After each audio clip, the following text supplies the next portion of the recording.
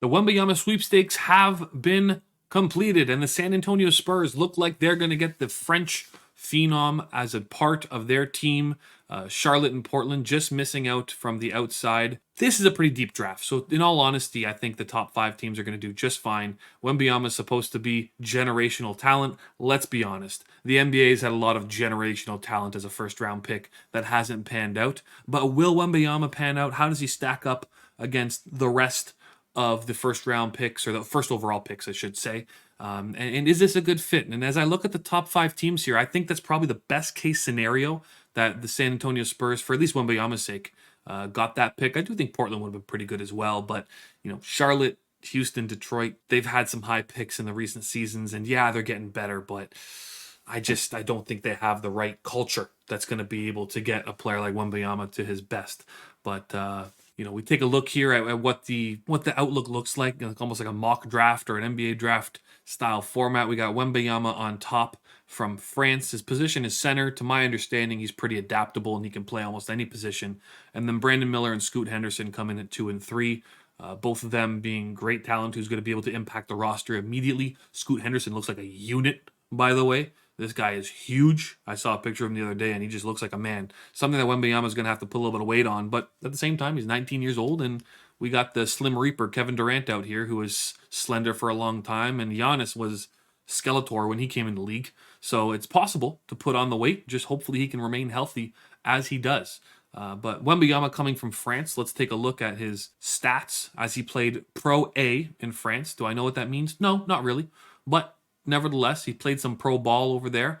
Looks like their season is pretty short, 34 games. He played a majority of the game. His points per game were 21.6 most recently in this past season, which I assume is pretty good. The one thing to understand about the Euro game is that they spread the ball a lot more. It's much more system-based. They don't play iso ball. They don't give a guy a ball, and nobody gets 40 points in Euro games. It's not how the system works. If that is what you're doing, you're not following the team's strategy.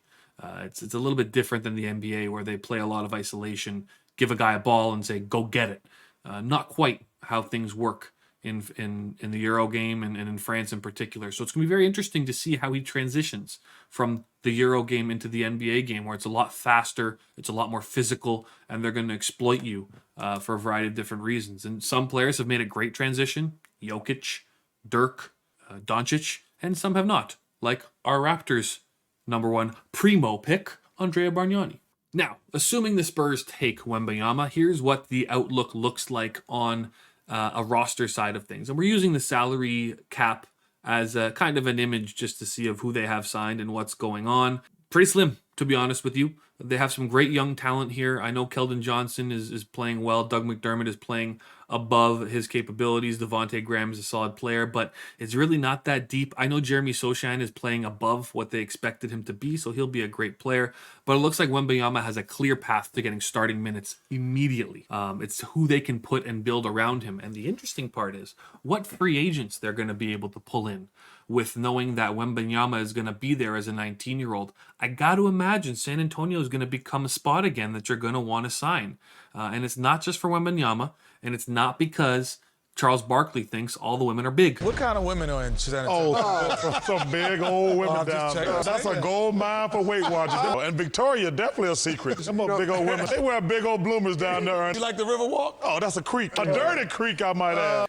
It's because you also have an amazing head coach in Greg Popovich, who not only has led the Spurs to one of the most incredible dynasties of NBA history, but also has success in leading European players. You have Tony Parker. Guess where Tony Parker's from?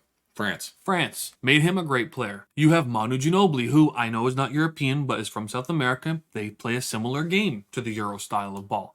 So Popovich knows how to lead a player like this, and he's also good at dealing with young personalities. I think this is a great situation for Wembanyama to walk into. And, I mean, Pop is 74 at this point. I don't know how much longer he has on the bench. I honestly thought he'd leave by this point, if I'm being completely honest with you.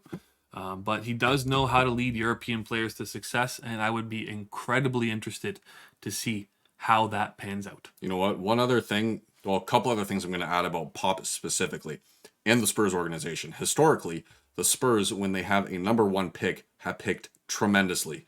Tim Duncan and David Robinson. Two of some of the greatest players that have ever played the sport, both coached by Pop, both went to the Spurs, were both fantastic, both got championships. I actually think they specifically signed Tim Duncan because the Admiral was, I think he was either injured at the time or he was in the Army.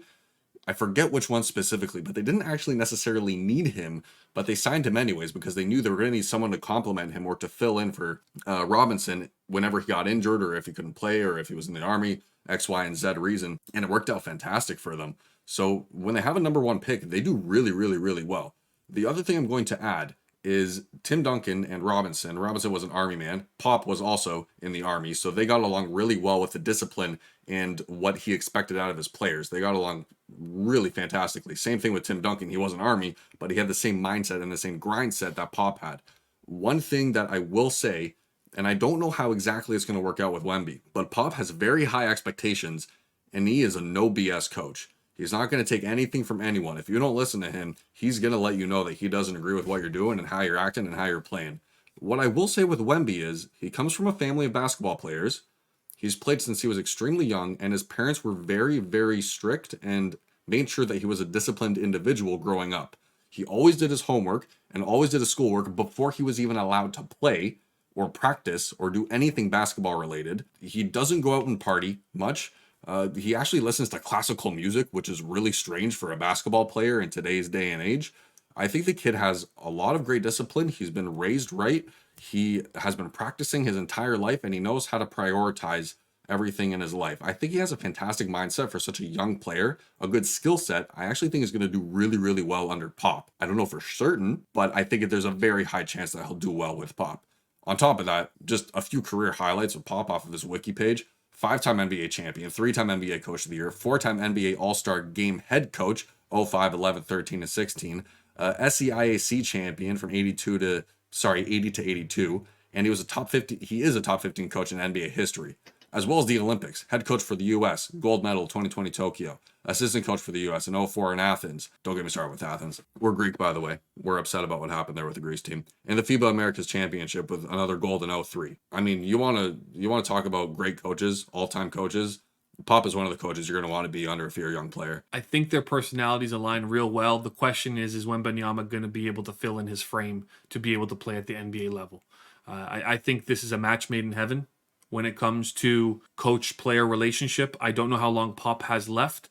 I got to assume when you land a player like Wembanyama, he's going to want to go at least through his rookie contract and then hand it off to somebody capable. I think Pop's that way.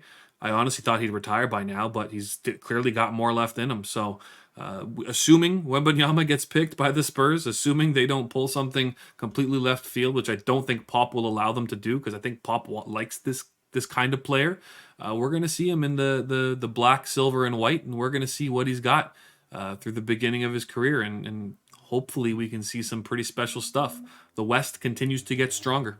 Well, those are our thoughts on Wembanyama. If you guys agree or disagree, let us know in the comments. If you guys like these new type of news videos that we're doing on the channel, then please leave a like, comment down below, hit the subscribe button. That lets YouTube know and us know that you guys want to see more. Until next time, we'll see you guys later.